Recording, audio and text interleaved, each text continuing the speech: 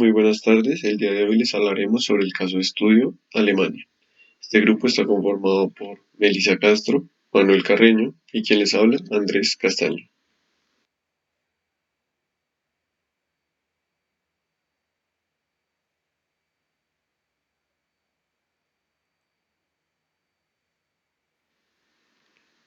Estructura del Estado alemán. Alemania es una república federal. Desde su fundación en 1949, el poder ha estado descentralizado, con un sistema de gobierno parlamentarista.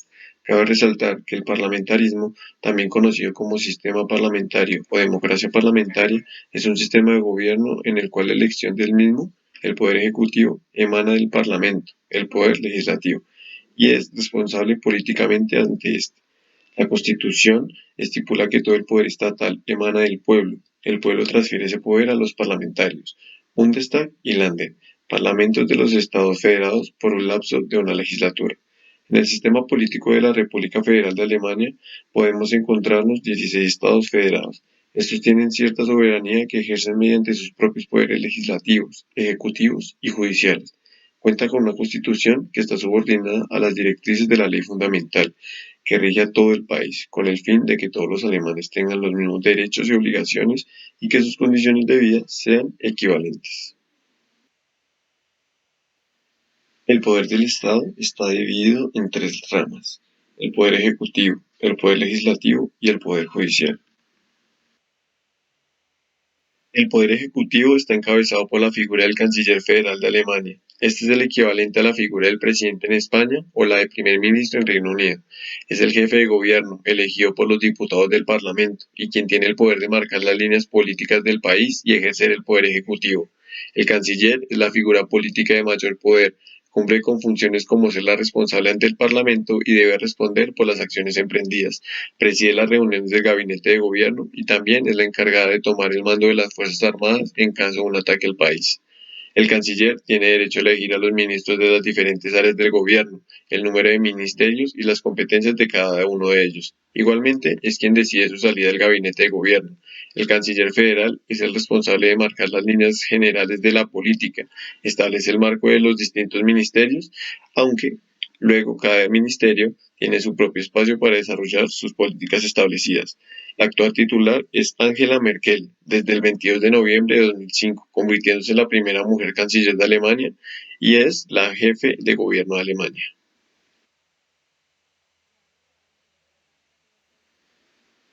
En el poder ejecutivo alemán encontramos al presidente federal, el cual es el máximo representante de Alemania, pero tan solo cumple con funciones representativas. El actual presidente federal es el doctor Frank-Walter Steinmeier, el cual ejerce desde marzo de 2017.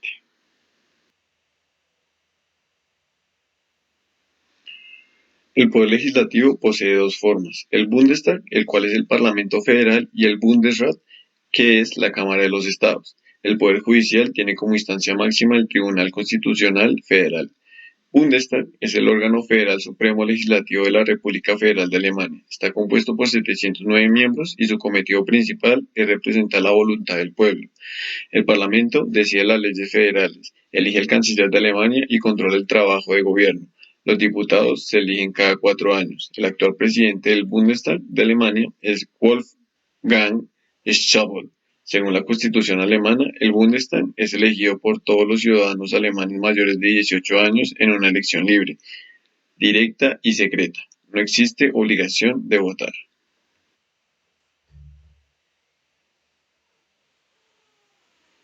El Bundesrat es el órgano de representación de los 16 estados federados de Alemania. Actúa como órgano constitucional federativo y legislativo de Alemania, aunque según la Constitución alemana oficialmente no es parte del Parlamento federal. En la práctica ejerce las funciones de una cámara alta. La cámara baja sería el Bundestag. El Bundesrat tiene como función aprobar, rechazar o sancionar las leyes federales que afectan las competencias de los estados federados. Sus miembros son nombrados por los gobiernos de los estados federados. Está compuesto por 69 miembros, los cuales no son elegidos ni por voto popular ni por los parlamentaristas regionales, sino nombrados y retirados directamente por los gobiernos regionales.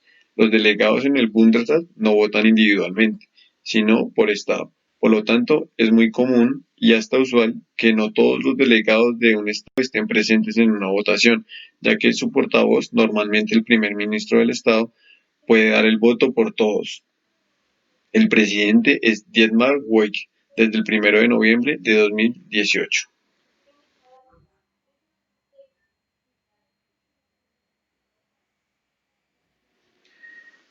El Poder Judicial, conforme a la Constitución alemana, denominada por ellos mismos Ley Fundamental, es confiado a los jueces y es ejercido por el Tribunal Federal de Constitucionalidad, por los tribunales federales previstos y por los tribunales de los estados. Es el órgano supremo del Poder Judicial de la Federación y no tienen tal carácter los 5 tribunales federales supremos que contempla la Ley Fundamental, los cuales son supremos en el ámbito de sus respectivas competencias ordinarias, que comprende primeramente la civil, comercial y penal y posteriormente la administrativa, financiera, laboral y social, para mantener la uniformidad de la jurisprudencia entre ellos en caso de fallos contradictorios. La Ley Fundamental en su artículo 95 dispone la creación del plenario de los Tribunales Federales Supremos, que ha sido reglamentado por ley posterior del Poder Legislativo.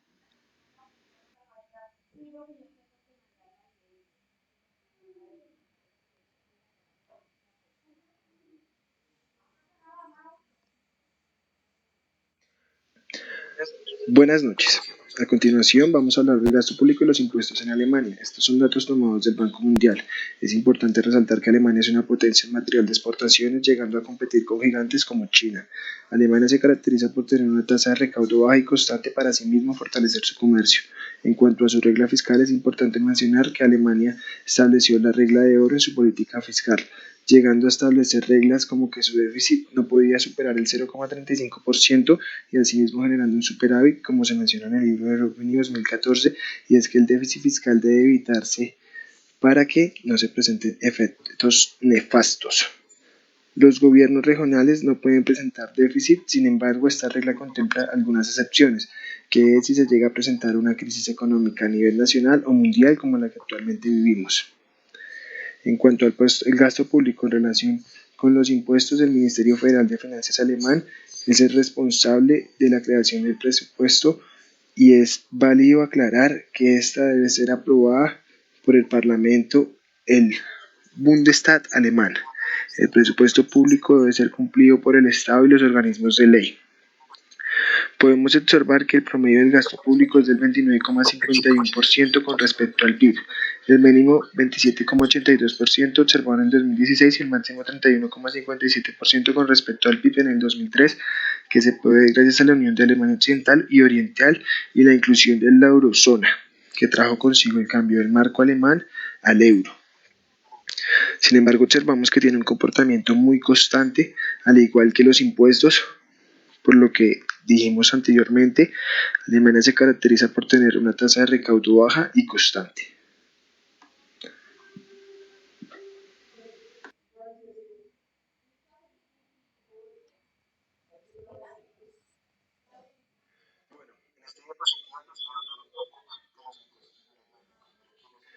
Bueno, en esta diapositiva les voy a hablar un poco de los impuestos en Alemania. Primero quiero hacerles una pequeña introducción. A continuación encontraremos los impuestos nacionales y locales, entendiendo impuestos nacionales como los que establece el gobierno central en todo el país e impuestos locales los que puede establecer cada estado o ciudad. Desde esto los dividimos entre directos e indirectos, entendiendo directos como los que afectan directamente la riqueza de la persona como un impuesto sobre la renta e indirectos aquellos que afectan productos o servicios. Dentro de los nacionales observamos en los directos los impuestos sobre la renta, sobre las sociedades, impuestos sobre sucesiones e impuestos sobre donaciones. Y en los indirectos, impuesto al consumo, primas y seguros e impuestos sobre bien inmueble. Dentro de los locales, en los directos encontramos impuesto al comercio, recargo solidario y tasa profesional. En los indirectos está el impuesto sobre mascotas, impuesto sobre televisión y radio e impuesto a la iglesia.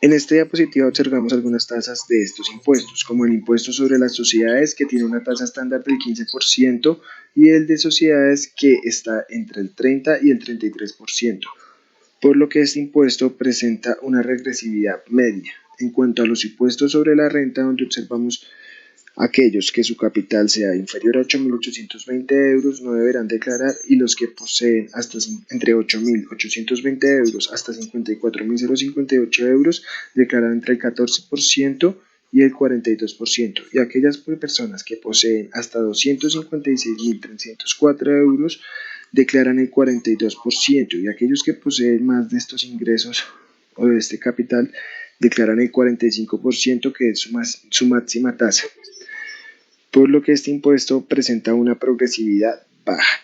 A este impuesto se le deben incluir algunos impuestos como la contribución solidaria y el impuesto eclesiástico. El impuesto eclesiástico está entre el 8 o el 9%, y este es el impuesto de la iglesia. A continuación encontramos el impuesto al consumo, que es el impuesto nacional, que es del 19%, lo podemos asimilar al IVA acá en Colombia, y también está la tasa de recaudo a alimentos, transporte público y libros y revistas, que es del 7%. Este impuesto lo podemos considerar como regresividad alta, ya que pues es una tasa fija sobre los productos que se le cobra al igual a toda la sociedad.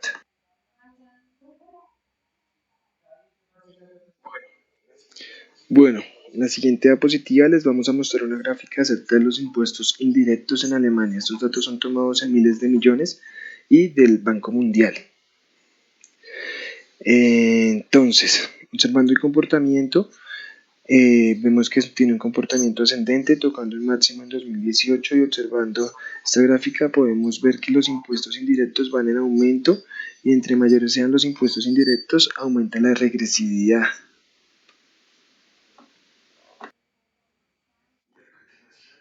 Y a continuación encontraremos una gráfica ahora del impuesto directo. Estos datos no son tomados en miles de millones, sino en porcentaje respecto al PIB. Entre los impuestos directos está el impuesto sobre la renta, las utilidades y las ganancias de capital, en el cual podemos observar que tiene un comportamiento muy constante, tiene unas pequeñas variaciones, la verdad no son muy significativas. Por tanto, le hace alusión a lo que mencionamos anteriormente, que Alemania se caracteriza por manejar unas tasas de recaudo bajas y constantes con el fin de promover el comercio, ya que, pues como todos sabemos, Alemania es uno de los grandes en cuestión de materia de exportaciones, y el objetivo de él es promover e incentivarlo.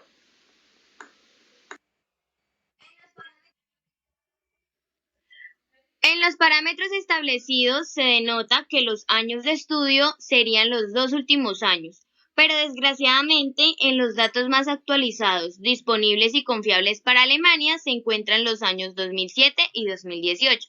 Es por esto que expondremos estos 2 años dichos anteriormente.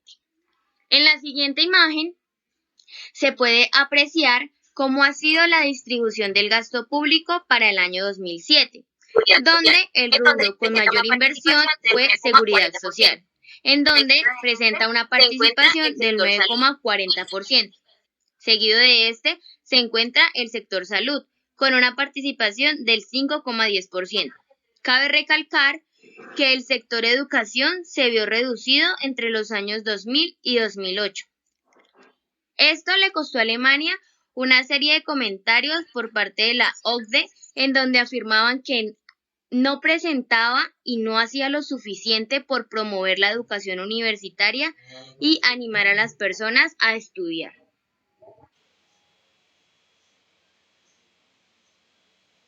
Respecto al año 2018, se puede evidenciar una redistribución mediante la cual se busca el progreso social, impulsando en mayor medida la educación, pero siendo aún insuficiente según los comentarios de la OCDE. Además de ello, se puede evidenciar un incremento bastante abrupto en la seguridad social, debido a la búsqueda del país por brindar una mayor calidad de vida para sus ciudadanos.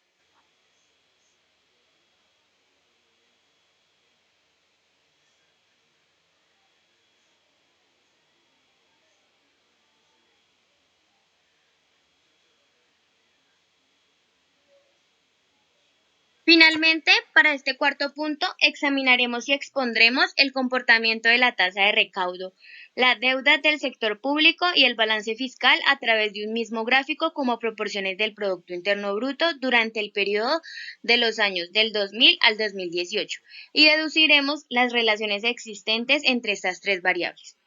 Primero, aclarar que los ingresos tributarios en Alemania representan en promedio casi el 42% de los ingresos totales del Estado. Mencionar que los alemanes se encuentran entre los que más impuestos proporcionan al Estado. Estas variables se encuentran relacionadas directamente, ya que los ingresos permiten al país tener más recursos económicos para posteriormente invertirlos en lo conocido como el gasto público. El gasto público es la cantidad de recursos financieros, materiales y humanos que posee el sector público y que, representado por una entidad gubernamental, se emplea para el cumplimiento de todas sus funciones.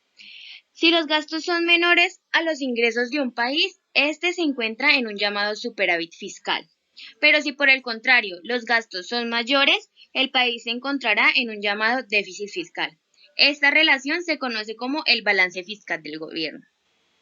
Finalmente, si un país tiene mayores gastos que ingresos, necesitará cubrir esos gastos, por lo que se verá obligado a endeudarse. Para esto, el país cuenta con varias alternativas.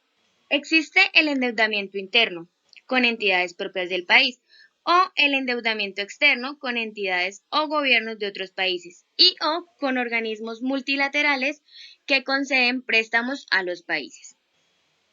Cada vez que el país solicite un préstamo, su deuda pública aumentará, generando así un gasto para la necesidad de amortizar los intereses y el pago o el abono a capital de la deuda. Para dar un ejemplo de lo explicado anteriormente, tomaremos esta gráfica en donde se evidencia que la tasa de recaudo solamente disminuye en 3 de los 19 años analizados.